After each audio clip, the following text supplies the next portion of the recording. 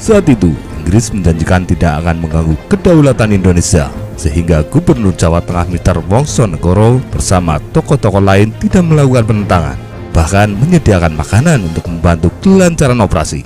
Satu detasemen pasukan Inggris dan staf NICA kemudian dikirim menuju Ambarawa dan Magelang. Perjalanan mereka tidak ada hambatan sama sekali. Permasalahan baru muncul ketika Inggris mencapai Magelang. Selain membebaskan para interniran, Inggris juga mempersenjatai kembali orang-orang Belanda. Orang-orang Belanda tersebut kemudian kembali menggunakan seragam KNIL dan mulai membuat keonaran. Mereka tidak segan memukuli dan menembak mati warga hanya untuk kesenangan. Aksi arogan Belanda tersebut membuat warga menjadi geram dan menimbulkan ketegangan. Bukannya bersikap netral, Inggris yang harusnya hanya menjemput interniran dan tawanan justru membantu kepentingan NICA untuk menguasai Magelang, yaitu dengan melucuti senjata milik TKR beserta Laskar Pejuang. Sebagai balasan atas aksi-aksi arogan sekutu di Magelang, tanggal 26 Oktober, pasukan TKR di bawah pimpinan Komandan Resimen Kedut Tengah Letnan Kolonel M. Sarbini mengebom tangsi-tangsi militer Inggris di Tuguran, Susteran, dan Hotel Nitaka. Pertempuran meletus dengan sengit hingga membuat Komandan Garnison Letnan Kolonel Edward meminta bantuan Presiden Soekarno dan Brigadir Battle untuk turun tangan. Dalam perundingan tanggal 2 November, ada 3 poin penting yang wajib ditaati oleh Inggris. Salah satunya adalah tidak mengakui aktivitas NICA di dalam kekuasaan sekutu. Sejak adanya perundingan, Inggris berhasil mengevakuasi ribuan interniran Belanda dan tawanan perang Jepang dari Magelang, Ambarawa, dan Banyu Biru. Namun ketegangan tidak serta-merta mereda.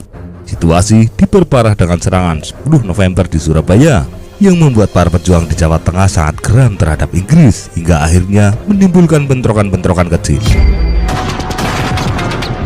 Karena peristiwa pertempuran di Surabaya ini, lambat laun kepercayaan Indonesia terhadap keberadaan sekutu mulai meredup. Tidak terkecuali dalam urusan pengiriman perbekalan tawanan perang, terutama di wilayah Jawa Barat.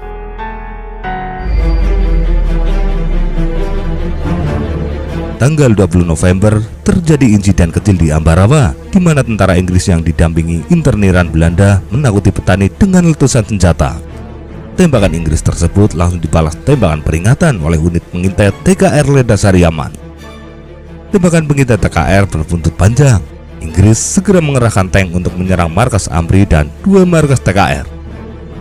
Pasukan TKR pimpinan Mayor Sumarto tidak tinggal diam dan segera melakukan serangan balasan. Pertempuran antara Inggris dengan Indonesia tidak bisa dihindari lagi.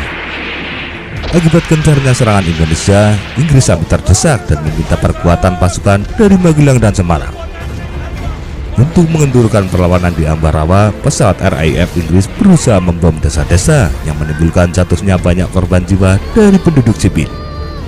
Tindakan Inggris tersebut memancing kemarahan para pejuang, sehingga mengundang kedatangan pasukan dari daerah lain seperti Banyumas dan Yogyakarta.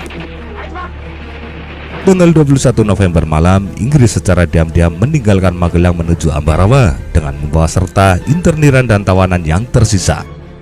TKR tidak tinggal diam dan segera melakukan pengejaran.